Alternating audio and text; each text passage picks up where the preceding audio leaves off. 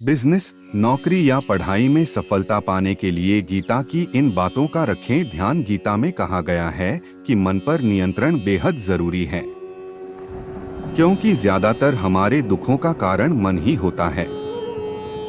यह अनावश्यक और निरर्थक इच्छाओं को जन्म देता है और यदि इच्छा पूरी नहीं हो पाए तो विचलित कर देता है। गीता अनुसार व्यक्ति को उसके कर्म के अनुसार ही फल की प्राप्ति होती है। आने वाले परिणामों के बारे में सोचने की बजाय हमें अपने कर्मों पर ध्यान देना चाहिए। कहा जाता है कि गीता में जीवन की हर एक परेशानी का हल मिल जाता है। महाभारत युद्ध में भगवान श्री कृष्ण ने अर्जुन को तब गीता का पाठ पढ़ाया था जब उनके कदम युद्ध भूमि में डगमगाने लगे थे।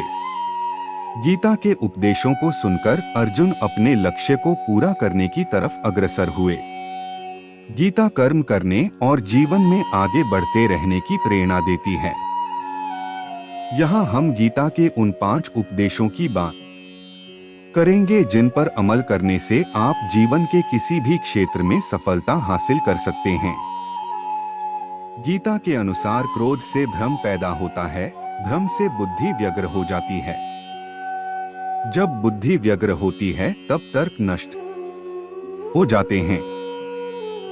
जब तर्क नष्ट होते हैं तो व्यक्ति का पतन शुरू हो जाता है। तात्पर्य, गुस्सा किसी भी व्यक्ति को इस हद तक प्रभावित करता है कि वह अपना नाश खुद ही कर लेता है। आज के दौर में गीता में कही गई ये बात काफी कारगर साबित होती है, क्योंकि इंसान कहीं न कहीं गुस्से में आकर आगे बढ़ने की राह मुश्किल कर लेता है। मनुष्य का मन भी कई बार सफलता की राह में बाधा उत्पन्न करता है। गीता में कहा गया है कि मन पर नियंत्रण बेहद जरूरी है, क्योंकि ज्यादातर हमारे दुखों का कारण मन ही होता है। यह अनावश्यक और निरर्थक इच्छाओं को जन्म देता है और यदि इच्छा पूरी नहीं हो पाए तो विचलित कर देता है, जिससे इंसान अपने लक्ष्यों से पीछे हटने लगता है। गीता में कहा गया है कि व्यक्ति को स्वयं का आकलन जरूर करना चाहिए, क्योंकि हमें हमसे अच्छी तरह कोई दूसरा नहीं जान सकता। इसलिए इंसान को अपनी कमियों और अच्छाइयों पर खुद से विचार करके अच्छे व्यक्तित्व का निर्माण करना चाहिए। गीता अनुसार व्यक्ति को उसके कर्म के अनुसार ही फल की प्राप्ति होती है। आने वाले परिणामों के बारे में सोचने की बजाय हमें अपने कर्मों पर ध्यान देना चाहिए। वर्तमान समय में इंसान किसी भी काम के परिणामों को लेकर पहले से ही घबराने लगता है, जिस कारण वह कर्म करने में अपना 100% नहीं दे पाता। इसलिए गीता के कहे अनुसार अपने कर्म को बेहतर तरीके से करें, रिजल्ट खुद ब खुद अच्छा आ जाएगा। अगर किसी काम में हार हो भी जाए तो उससे सीखने का प्रयत्न करें। श्री कृष्ण ने अर्जुन से कहा कि व्यक्ति को अपने गुरु के अलावा अपने अनुभवों से भी सीख लेनी चाहिए, अन्यथा कई बार व्यक्ति परेशानी में पड़ सकता है। ऐसा भी देखा गया है कि बार बार असफलता मिलने के बाद भी व्यक्ति उसी पथ पर उसी प्रक्रिया से बार बार गुजरता है, जबकि उसे बीते समय में मिले परिणामों का विश्लेषण करना चाहिए और फिर मिले अनुभवों के आधार पर आगे बढ़ना चाहिए। जीवन में हमें काम कैसे चुनना चाहिए? जिंदगी में हर एक व्यक्ति को अपने स्वभाव के अनुसार काम का चयन करना चाहिए, न कि किसी दूसरे के काम को देखकर। जिस काम को करने में आपको खुशी मिलती हो उसी काम को करें। ठीक उसी तरह किसी भी कारोबार को शुरू करने से पहले यह जरूर ध्यान में रखें कि क्या आपकी उस काम में दिलचस्पी है, क्योंकि जब तक आपका उस काम में मन नहीं लगेगा तब तक आप अपने कारोबार में सफल नहीं हो पाएंगे। इसलिए किसी भी कारोबार को शुरू करने से पहले अच्छे से सोच विचार कर लें।